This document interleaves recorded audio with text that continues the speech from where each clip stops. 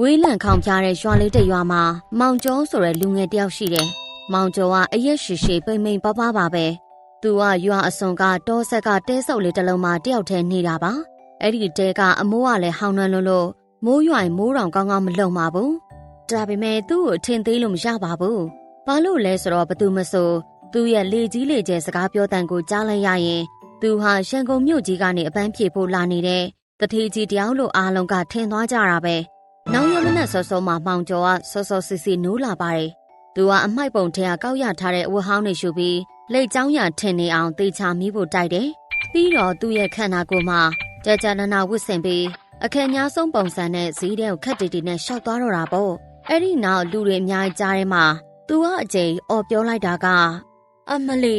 တို့မြမပြည်ကတကယ်ပူလို့နာပဲဟိ။ဥရောပရှာတိဥတုနဲ့တော့လုံးဝကွာခြားချက်ကြီးပဲ။ဟိုးတကယ်လို့တို့ရွာရာသီဥတုကသာဒီလိုမျိုးစက်ပူနေအောင်မဲဆိုရင်နောက်ဆုံးငါနေပူတဲ့ဘလို့လောက်ပြီးထွက်ရဲတော့မှလဲဒါကတော့မောင်ကျော်ဟာလူတွေသူ့ကိုလက်ကြည့်လာအောင်အတန်ကြဲကြဲနဲ့ကြွားလိုက်တာပါဒီနောက်သူထင်ထားတဲ့အတိုင်းဖြစ်လာတယ်ဘာလို့လဲဆိုတော့ဈေးထဲကဥပအေးဆိုတဲ့ဈေးသည်တယောက်ကလှမ်းမိတဲ့အတွက်ကြောင့်ဖြစ်ပါတယ်ဟဲ့ကောင်မောင်ကျော်မင်းဘယ်သွားမလို့လဲဘာလို့ဒီလောက်တောင်လှလှပပဝတ်ထားတာလဲကွာအော်ပေါ့ပေါ့ပပပါပဲဦးလေးရဲ့မင်းညကျွန်တော်ရဲ့နိုင်ငံခြားပို့မဲ့လော်ထားတဲ့မကြီးစိတ်ကိစ္စတွေမြို့ကကုန်းတဲ့ကြီးတွေနဲ့ဖုန်းပြောနေရလေသူတို့နဲ့ညနဲ့တကောင်လေးစကားပြောလိုက်ရလို့အိတ်တောင်ကောင်းကောင်းမအိပ်ရပါဘူးဗျာအခုကတော့ကျွန်တော်တို့မြေကွက်လေးပါလေးလိုက်ကြည့်နေတ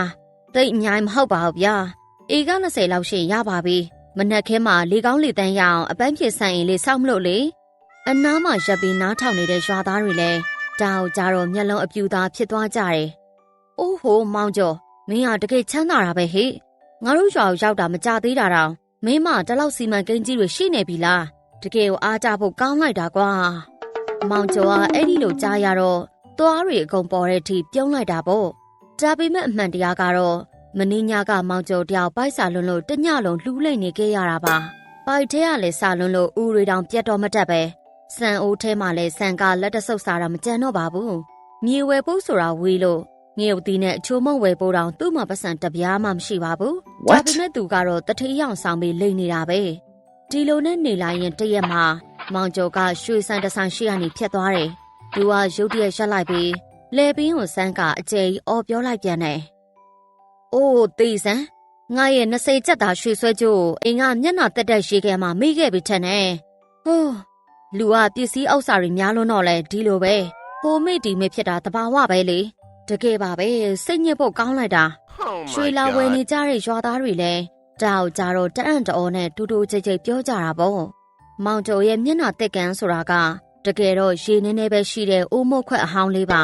တောက်မောင်ကျော်က20ကျပ်သားရွှေဆွဲကြုတ်ကိုမျက်နှာတက်တက်ကန်းမှာမိခဲ့တယ်ဆိုပြီးလေကြီးလိုက်တာကြောင့်အဲ့ဒီတဲ့တင်ကရွာတကြီးနာထီကိုပြန့်နှံ့သွားပါတော့တယ်ရွာတကြီးကလည်းစိတ်ကောင်းရှိသူဆိုတော့ဒီလိုမြို့ဝလာတဲ့တထေးကြီးနဲ့ရင်းနှီးချင်တာပေါ့တန်တဲ့သူကမောင်ကျော်အခုလိုပြောလိုက်တယ်။ဟေးမောင်ကျော်မင်းမပစ္စည်းဥစ္စာတွေအများရှိတယ်ဆိုတာငါကြားတယ်ကွာ။ငါလည်းရွာသား2ယောက်3ယောက်နဲ့မင်းရဲ့စံအိမ်ကြီးစီကိုလာလဲမလို့ရမလားကွာ။ငါတို့စရက်အသစ်ဆောက်ဖို့အလူငွေကိစ္စလေးလဲတိုင်ပင်ချင်လို့လေမင်းအဆင်ပြေမလား။ရွာသားကြီးကလူတွေအများကြီးကြားထဲမှာအဲ့ဒီလိုမေးလိုက်တော့မောင်ကျော်တယောက်မျက်နှာဖြူဖြော့သွားတာပေါ့။ဒါပေမဲ့ကြွားတတ်တဲ့အချင်းကအုံနောက်ထက်အရင်ဦးအောင်ပြောချင်နေတော့အော်ရတာပေါ့တကြီးမင်းရဲ့မလာပဲနေမလားဒါပေမဲ့ကျွန်တော်ရဲ့ဆိုင်ရင်ကြီးကအခုမျိုးကလက်သမားတွေနဲ့ပြန်ပြနေတာဆိုတော့နည်းနည်းတော့ရှုံနေလိမ့်မယ်ဗျ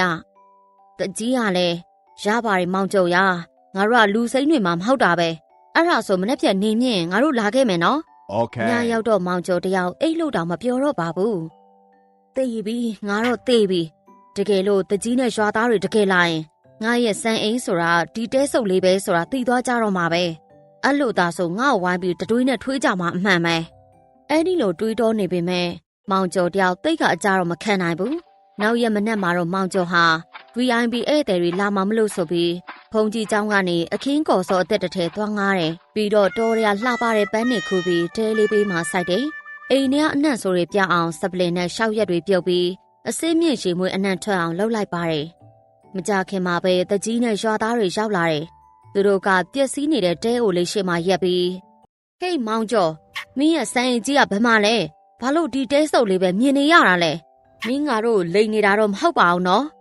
မောင်ကျော်ကခက်တီတီနဲ့ပဲအိုးတကြီးမင်းမြင်နေရတာကျွန်တော်မနှက်ခင်လေကောင်းလေတန်းရအောင်အပန်းဖြေဖို့စောက်ထားတဲ့တဲလေးပါဗျကျွန်တော်ရဲ့ရှစ်ထပ်တိုင်းအဆောက်အဦကြီးကဟိုးတော်ထဲမှာမြို့ကအင်ဂျင်နီယာတွေကခြံစည်းရိုးခတ်ပြီးစောင့်နေတာဘသူကိုမှလည်းဝင်ခွင့်မပြုဘူးအခုတော့ကျွန်တော်တဲလေးတဲ့အရင်ဝင်ကြပါအောင်ဗျတကြီးနဲ့ရွာသားတွေလည်းတဲတဲ့ကိုရောက်တော့ဖုန်ကြီးเจ้าကငှားလာတဲ့ဖျာပေါ်မှာထိုင်ခိုင်းပြီးဆေးဖက်ဝင်လက်ဖက်ရည်ဆိုတဲ့ရင်နှွေးချမ်းကိုတိုက်ရင်လေကြီးလေကျယ်တွေဆက်ပြောနေပါတော့တယ်မြို့ကြီးကနေမှားထားတဲ့ကျွန်းရွှေဝါပရိဘောဂတွေအကြောင်းမောင်ကျော်ကကြွားလုံးထုတ်နေပြန်ရောရွာသားတချို့ကယုံတလို့လို့ရှိပေမဲ့တချို့ကတော့တန်တရားတွေဖြစ်နေကြပြီပါလို့လဲဆိုတော့မောင်ကျော်ရဲ့ဒိတ်အမိုးကအပေါက်ပြဲတွေဘလပွားနဲ့ကိုဒါကိုမောင်ကျော်ကမျက်နှာပြောင်တိုက်ပြီးအခုလိုထပ်ပြီးတော့လိန်လိုက်ပါသေးတယ်တကြီးမင်းတို့မြင်နေရတဲ့အမိုးကအပေါက်တွေဆိုတာတကယ်တော့နေအောင်ချီစွမ်းရင်ဆိုလာအနက်ကြီးကိုတိုက်ရိုက်ယူဖို့ကျွန်တော်တမင်လုပ်ထားတာဗျမောင်ကျော်တယောက်တကြီးနဲ့ရွာသားတွေကိုအာပေါင်အာရင်တန်တန်နဲ့လေကြီးနဲ့တုံးမှာပဲတဲအပြင်ကနေအော်ဟစ်တန်ကြေးတန်ကြားလိုက်ရတယ်ဟဲ့ကမောင်ကျော်မင်းအိမ်မှာရှိလားကွာထွက်ခဲ့စမ်းစကားပြောရအောင်အဲ့ဒီအတန်ကိုကြားလိုက်ရုံနဲ့မောင်ကျော်တယောက်တုံတက်သွားပြီးအခုနာကပြုံးဖြစ်ဖြစ်လုံနေတဲ့မျက်နှာဟာချက်ချင်းကိုသွေးဆုပ်ဖြူဖြော့သွားတာပေါ့ဘာလို့လဲဆိုတော့အဲ့ဒီအတန်ရှင်ကတခြားသူမဟုတ်ဘူးလွန်ခဲ့တဲ့ရက်ပိုင်းကမောင်ကျော်အကျွေးနဲ့ယူသွားတဲ့အချိုမှုန့်နဲ့ငပိဖို့အတွက်လာတောင်းတဲ့အကျွေးရှင်ကြီးဦးထွန်းဖြစ်နေလို့ပါတကြီးကတန်တရားနဲ့မေးလိုက်တယ်ဒါဘသူလဲမောင်ကျော်မြို့ကလက်သမားမင်းကိုလာရှာတာလာ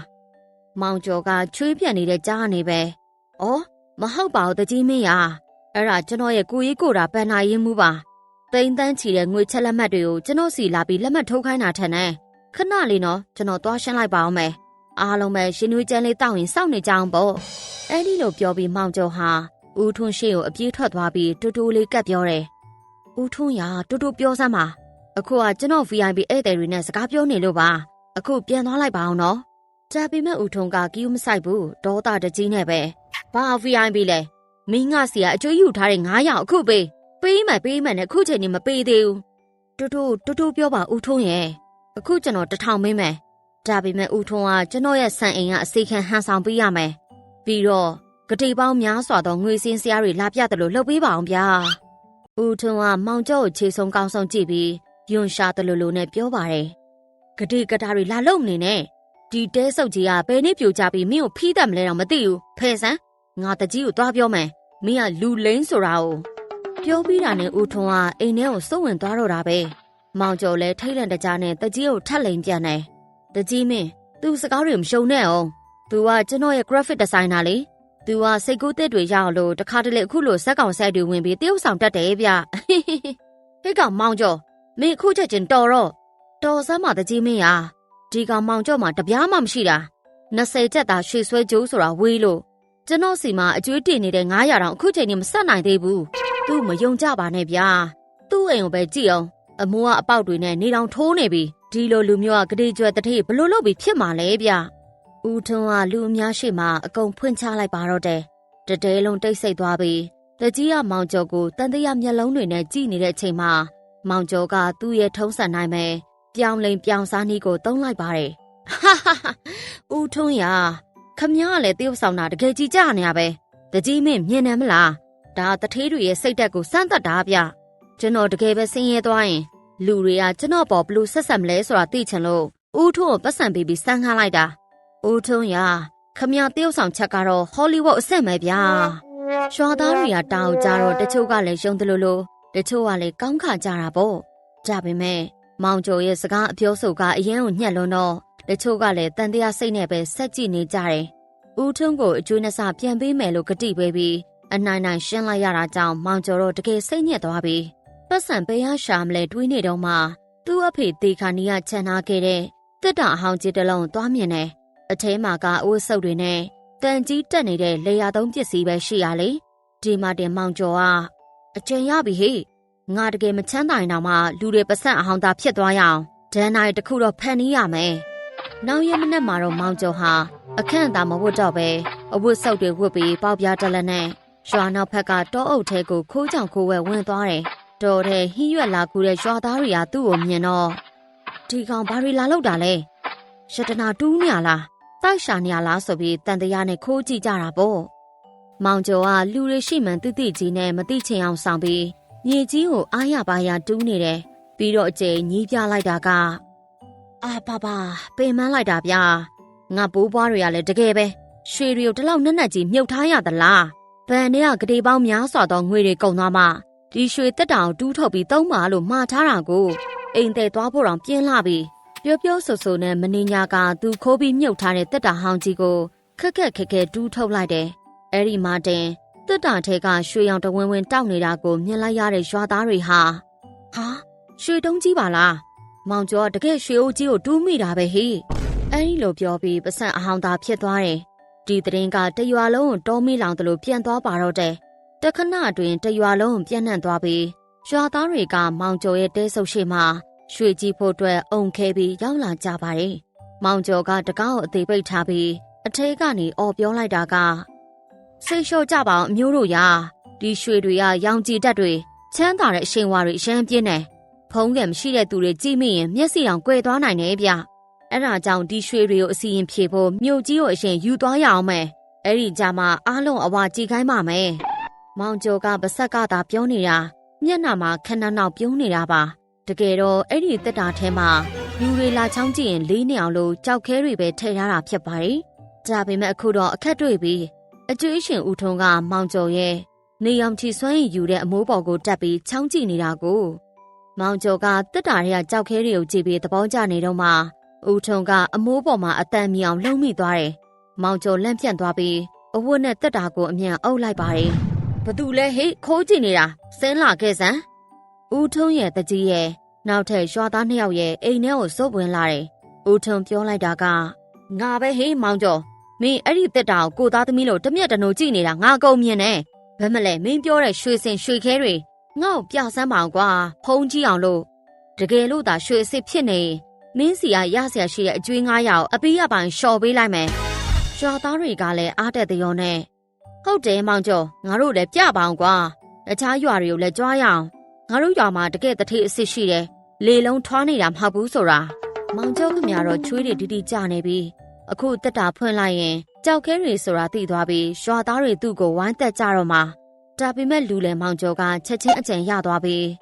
နေပေါင်းဗျာခမည်းတော်ကလည်းစိတ်ကြီးပဲဒီရွှေတွေကငါဘိုးဘွားတွေကျိန်စာတိုက်အစီရင်လောက်ထားတာစိတ်တက်မဖြူစင်တဲ့သ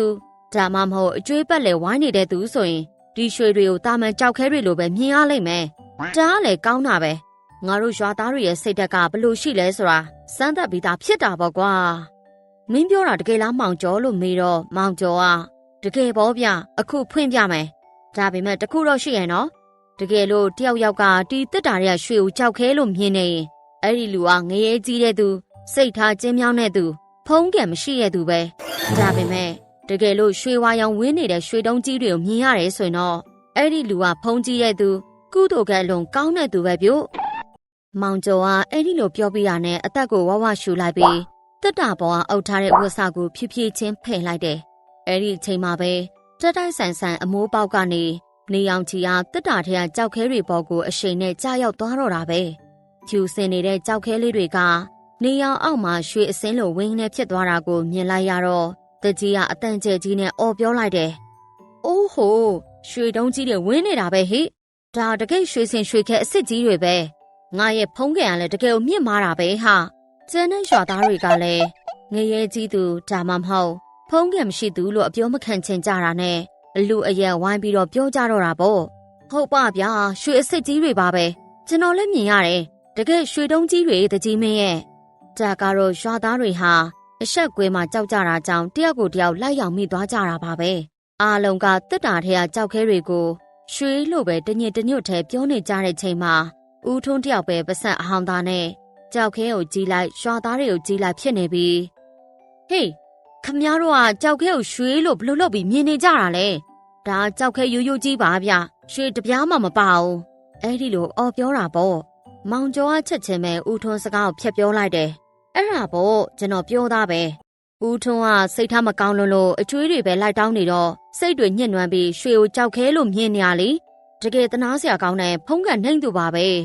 ဦးထွန်းခမရွာသားတွေရဲ့ကဲရတဲ့ကြီးကြောင်ဘာမှပြန်မပြောနိုင်တော့ပဲဦးကြောင်ကြောင်နဲ့ပဲအိမ်ကိုပြန်လှည့်သွားရတော့တယ်ဒါပေမဲ့ ဒီရွှေအိုကြီးတူးမိတဲ့တဲ့ရင်ကမြို့နယ်အပိုင်းနေပိုင်မင်းရဲ့နားတဲ့အထိရောက်သွားပါတော့တယ်နေပိုင်မင်းကတရားမျှတမှုကိုအလွန်လေးစားသူဖြစ်ပြီးရှေးဟောင်းရွှေတွေဆိုတာနိုင်ငံတော်ပစ္စည်းဖြစ်တာကြောင့်ကိုယ်တိုင်လာရောက်စစ်ဆေးမယ်ဆိုပြီးရောက်လာတယ်နောက်ရက်မနေ့မှာတော့နေပိုင်မင်းရဲ့ကားကြီးဟာမောင်ကျော်ရဲ့တဲရှိမှာလာရက်ပါလေရောကြွားသားတွေလည်းရှင်ခုန်တိတ်ဆိတ်စွာနဲ့ဝိုင်းကြည့်နေကြတာပေါ့မောင်ကျော်လည်းအချင်းနဲ့မဟန်တော့မှန်းသိလို့ရိုးရိုးတည်တည်နဲ့ထွက်ကြရတယ်ဟေးမောင်ကျော်နင်တူးမိတဲ့ရွှေစင်တွေငါ့ကိုပြဆန်း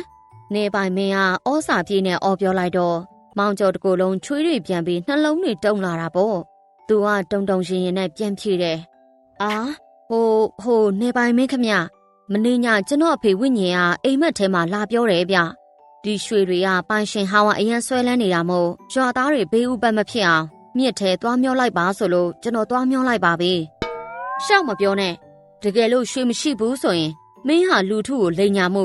တည်င်းအမားဖြတ်မှုနဲ့ထောင်ကျနိုင်တယ်နော်မောင်ကျော်တယောက်ထောင်းဆိုတဲ့စကားကိုကြားလိုက်ရတော့ခြေမခိုင်တော့ပဲဒူးထောက်ကျသွားပြီတောင်းမှန်ပါရဲ့ဗျာကျွန်တော်မဖမ်းပါနဲ့ကျွန်တော်ဝန်ခံပါမယ်အဲ့ဒီတက်တာထဲမှာကြောက်ခဲတွေပဲရှိတာပါ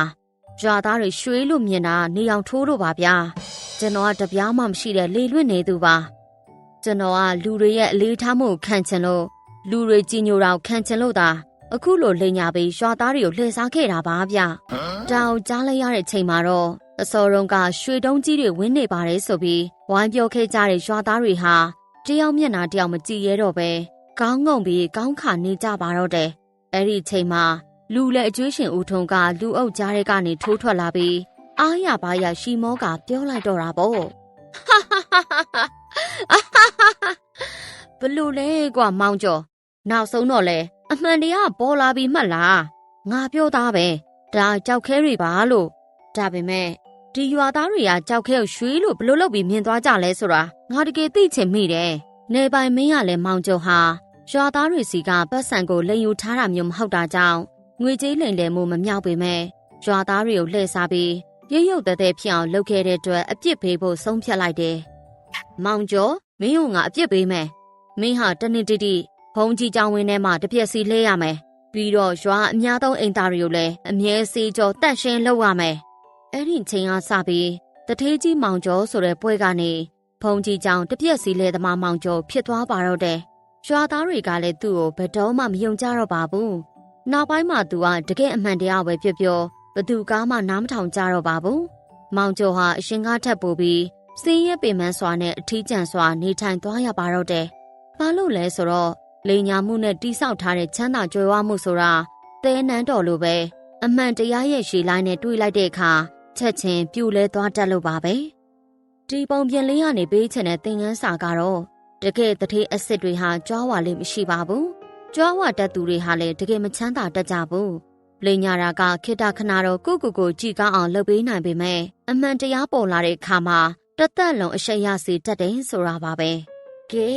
ချေရတဲ့ပရိသတ်တို့လည်းဒီပုံပြင်လေးရနေဘဝအတွက်သင်ခန်းစာယူနိုင်ကြမယ်လို့ယုံကြည်ပါတယ်အခုလိုမျိုးကာတွန်းကောင်းလေးတွေသဘောကျရဆိုရင်တော့မမလေးတီခင်တို့ရဲ့ ZNK Channel လေးကို Subscribe လုပ်ခဲ့ပါရှင်နောက်ဗီဒီယိုမှာပြန်တွေ့ကြပါမယ်နော်